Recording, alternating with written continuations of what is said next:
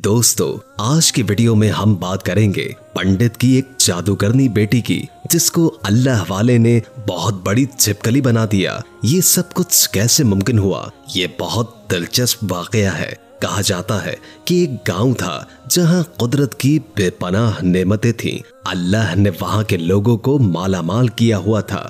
ऐसी नेमतें कि जिनको देखकर इंसान अक्सर मगरूर हो जाया करता था। और सबसे बड़ी और बुरी बात ये थी कि वो सब गाफिल थे, अपनी शान और शौकत और दौलत पर फख्र किया करते थे, क्योंकि हर एक दौलतमंद था और किसी के पास रुपए पैसे की कोई कमी नहीं थी। सब बागात वाले थे, खूबसूरत नहरें और दरिया थे वहां। और जब इतना कुछ किसी इंसान के पास हो तो वो मगरूर हो ही जाया करता है। ये किसी एक इंसान के पास नहीं था, बल्कि पूरी बस्ती बेतहाशा दौलतमंद थी, सिवाय चंद मुसलमानों के। वहां पर काफिर ज्यादा थे और मुसलमानों के घर इक्का दुक्का थे। उनका एक सरदार पंडित, जिसकी एक बेटी थी जिसे वो बेतहाशा प्यार किया करते। बेटी बहुत ज्यादा अनापरस्त और अपने आप को ऊंचा समझने वाली थी। वहां पर जो गरीब लोग थे, जो मुसलमान थे, तमाम काफिर एक दूसरे की मदद करते, लेकिन मुसलमानों को देखने वाला कोई नहीं था।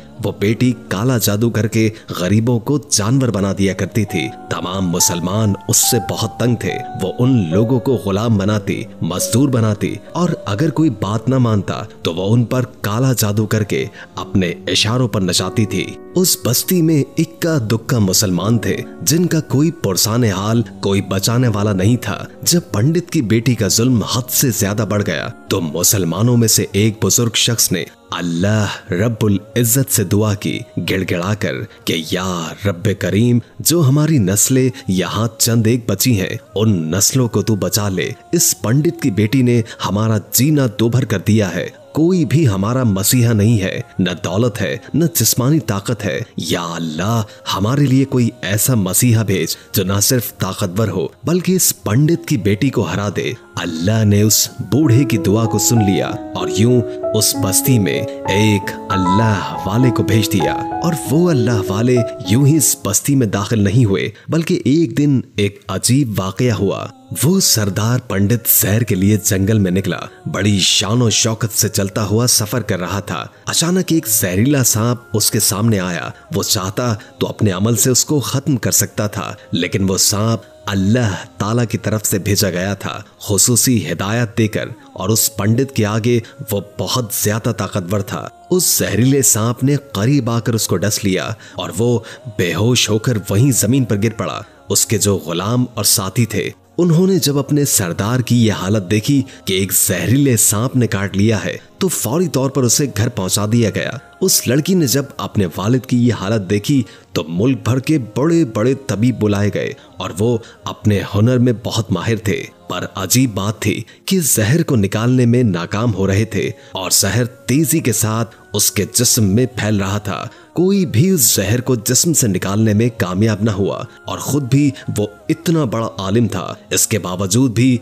वो अपने आप का इलाज नहीं कर पा रहा था। उसे तो कोई होश था ही नहीं। इतनी बड़ी ताकत रखने के बावजूद, इतना पैसा होने के बावजूद और हर हुनर में इतने बड़े बड़े हकीम होने के बावजूद कोई भी उसके जहर को जिस्म से निकालने से कासिर था। उसी वक्त शहर में एक दरवेश की आमद हुई। दरवेश को तो अल्लाह ने इसी मकसद के लिए भेजा था। उस घर के पास पहुंचकर दरवाजे को खटखटाया। बड़े बड़े दरबारी खड़े थे। उन्होंने कहा, क्या बात है, किससे मिलना चाहते हो? उसने कहा कि यहाँ एक सरदार को सांप ने डस लिया है। वो कहने लगे, तुम्हें कैसे पता?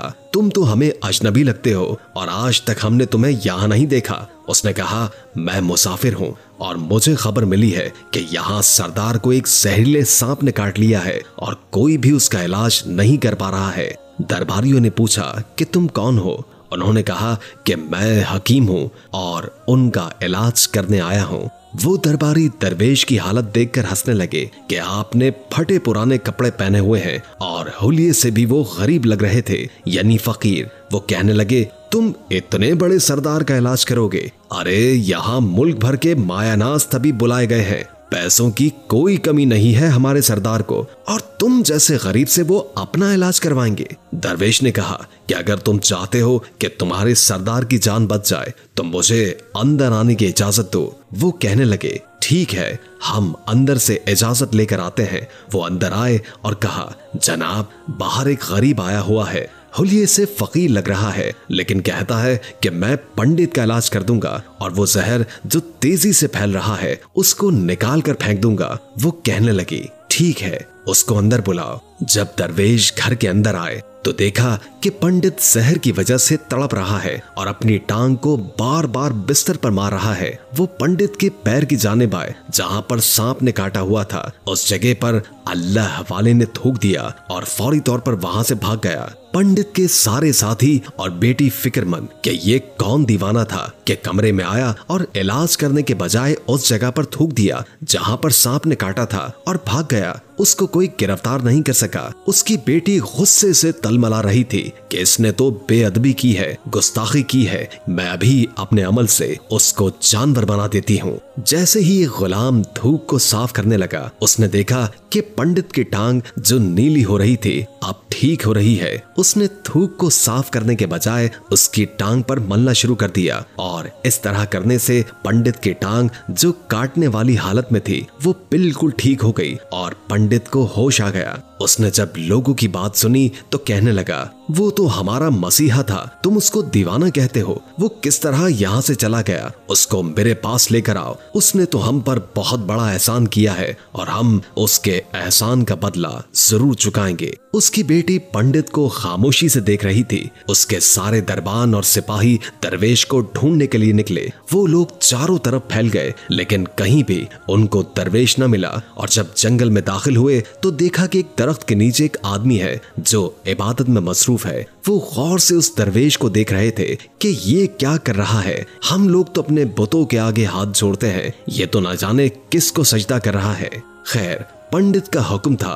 फौरी तौर पर दरवेश को पंडित के पास लाया गया। पंडित ने कहा, आप कौन हैं और कहां से आए हैं? सबसे पहले तो गुस्ताखी की माफी चाहता हूँ कि मेरे लोगों ने आपकी बहुत बेइज्जती की, लेकिन आपकी वजह से आज मैं जिंदा हूँ। हम गुनाहगारों की आंख आपको नहीं पहचान सकी, जिसके लिए मैं माजरत चाहता हूँ और आपसे इल्तमास करता हूँ कि मेरी तरफ से ये कीमती पोशाक और ये अरबी घोड़ा कबूल कर लीजिए। दरवेश ने मुस्कुराकर पंडित की तरफ देखा और कहा, ये घोड़ा और लिबास बहुत कीमती है। मैं ये लिबास पहनकर इस घोड़े के लिए घास काटूंगा तो क्या अच्छा लगूंगा? पंडित ने कहा, आप फिक्र न करें, घोड़े के साथ आपको खिदमत गुजार भी दिए जाएंगे। दरवेश बोला, इतने नौकरों चाकरों और मालो दौलत के साथ इस रिहाइशगाह में तन्हा रहूंगा? पंडित बोला कि हुजूर, आपकी बात सुनकर मैं सोच में गुम हो गया हूँ, लेकिन ये मेरी बेटी आपके सामने है। बेटी बाप को देख रही थी कि बाप इसके बारे में क्या कह रहा है।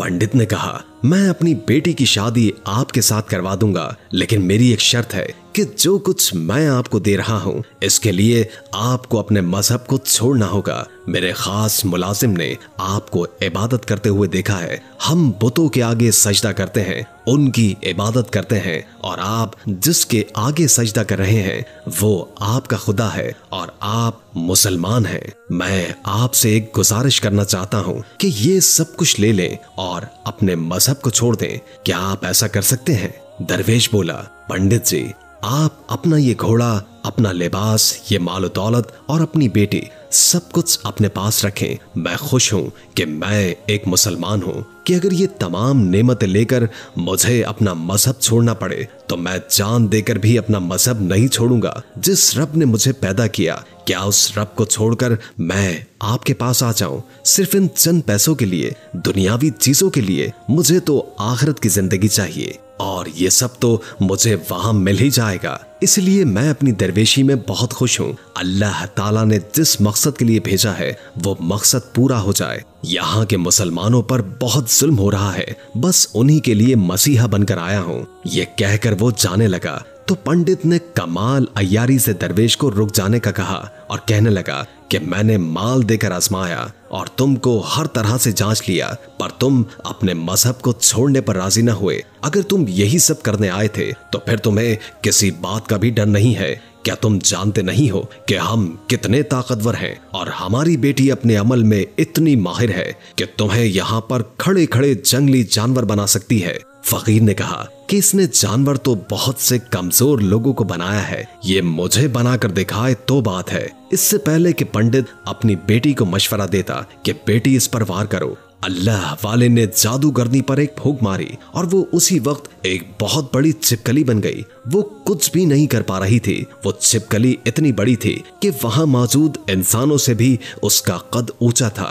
वो अल्लाह वाले के करीब आने लगी और अपना जहर वो उन पर फेंकना चाहती थी। वो जानते थे कि वो क्या करने वाली है। उसी वक्त उन्होंने उसके मुंह पर थूक दिया। थूकने की देर थी कि वो जलने लगी, जिससे उसका चेहरा पिघल रहा था। उसका चेहरा स्याह हो रहा था और करीब था कि उसका पूरा जिस्म जलकर राख हो जाता। पंडित दौड़ता हुआ आया और उनके कदमों में गिर गया और माफी मांगने लगा। हजरत, इस गुस्ताखी के लिए मुझे माफ कर दें। मैंने सच में आपको बहुत ही कमजोर समझा।